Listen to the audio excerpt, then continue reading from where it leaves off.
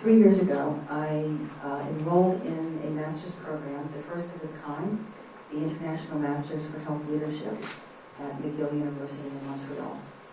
There were 18 of us, shown here with some of our professors, from all over the world, 2 of us from the United States.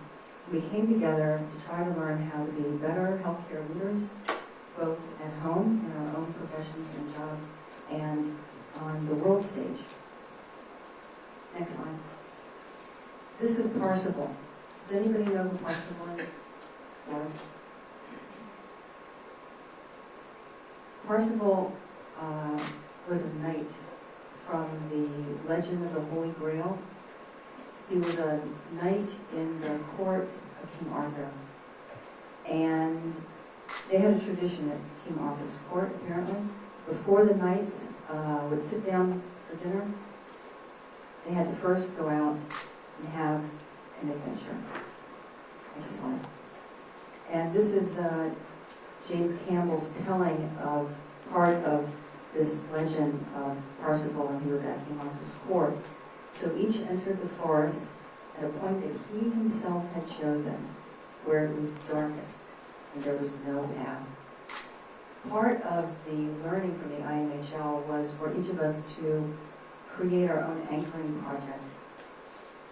So we were to devise a project that would be personal to us. It would allow us to use learning from the IMHL, plus our connections, and take it back and forth and apply it to the anchoring project. Next slide. So I decided that what I wanted to do was to create an international breast service where I would be taking best practice information from the United States and sharing it with emerging countries. One of my colleagues at the IMHL, Salman Al-Sabah, surgeon and member of the Royal Family of Kuwait, he and I worked together to create a breast service for Kuwait. It was really very interesting. 2 other of my colleagues at the IMHL, William and Posse, the 3 of us applied for a grant from the World Health Organization, and we received funding to do mammographic screening in Uganda.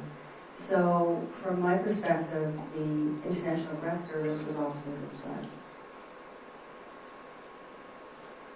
Okay. Keep that last slide in mind, because I want to talk to you for a moment about looking for one thing and finding something else. Just before I started medical school, I received a small amount of money. It was unexpected. And I took that money and I went to Italy. One of my friends, Cindy, said to me, when you're in Florence, you have to go see Botticelli's The Birth of Venus. So I said, fine, sure. Okay, so I get to Florence and it's at the Uffizi, and I find the Uffizi, and I get to the Uffizi. I don't want to see anything else. I'm going to see The Birth of Venus. I find The Birth of Venus and I'm like, it's okay.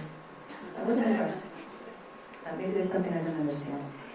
As I'm turning to leave, very determined, on to my next stop, I am stopped in my tracks by this painting that you saw, Leonardo da Vinci's The Annunciation.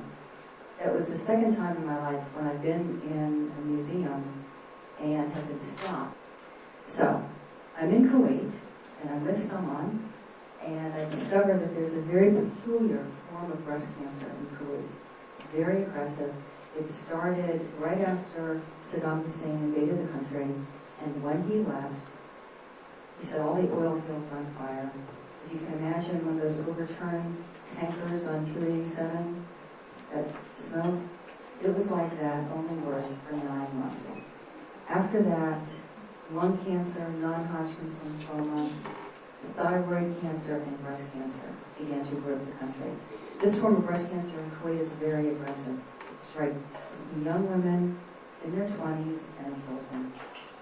And I can remember asking someone, what is going on? Why are these women getting this very peculiar? Because when you look at it under the microscope, it's very strange. Why are they getting this breast cancer? As I was finishing up my master's program, I began to think, what would I do with this expertise and this education, all these connections? And the International Breast Service was still dear to my heart, but it wasn't quite it. And then all of a sudden, it occurred to me what I really wanted to do was to answer the question, the larger question, not just why the women in Kuwait are getting breast cancer, but why does anybody get breast cancer?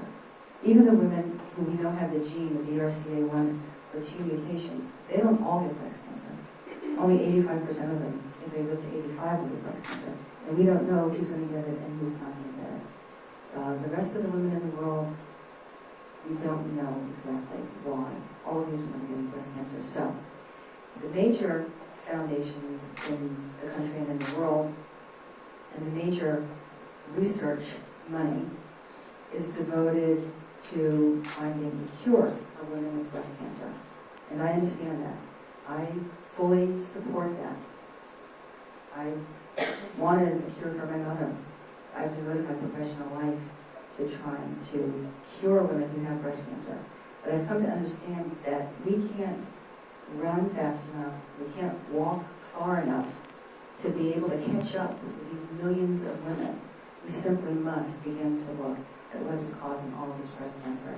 And today, less than 2%, probably more like 1% of the money that is received in the name of breast cancer is devoted to discovering the causes. So in April of this year, I created the Breast Health and Healing Foundation, whose mission is to discover the causes of breast cancer and to use that knowledge to prevent the disease. One of the reasons I'm here today is to share the role that exercise can play in preventing breast cancer and in improving your survival. Next slide. So, it's not going to be easy, is it? But, in fact, I was raised with missions that were not easy. I was a young girl when I heard President John Kennedy give the inaugural address in which he said that he had it as a goal for the country to put a man on the moon and bring him safely home by the end of the decade. And I can remember 9 years later, my family standing in front of the tiniest black and white TV, watching Neil Armstrong land on the moon and walk on the moon. So I have been raised up with the idea that you can do things which are difficult and which seem remote and even impossible. Next slide. This is Nancy Adler. She's a professor at McGill University. She's also an artist, an absolutely fabulous woman. And she never gives a lecture without showing this quote from Margaret Mead. Never doubt that a small group of thoughtful, committed citizens can change the world. Indeed, it is the only thing that ever has. Next slide. So, this man looks like he knows where he's going, right? He has a goal in mind. It's not enough to just have a mission. You can't just say it's time for a change. You have to say what exactly you have in mind. So you have to have a goal. Next slide. So this is the goal for the foundation: to reduce the number of new cases of breast cancer by 50% within 5 years. I think that this is doable. It's a bit of a reach, but I actually think that this is doable. Next slide. So what are the take-home lessons today? Hopefully 2. Next slide. Exercise can prevent breast cancer. Next slide. Exercise can improve survival if you already have breast cancer. Next slide. This is why you should just do it. Next slide. And I hope you keep in mind that there's now a foundation that's been created, Breast Health and Healing Foundation, whose mission is to discover the causes of breast cancer. Just as Nike has the tagline, just do it. Next slide. And next slide. My tagline is ask why.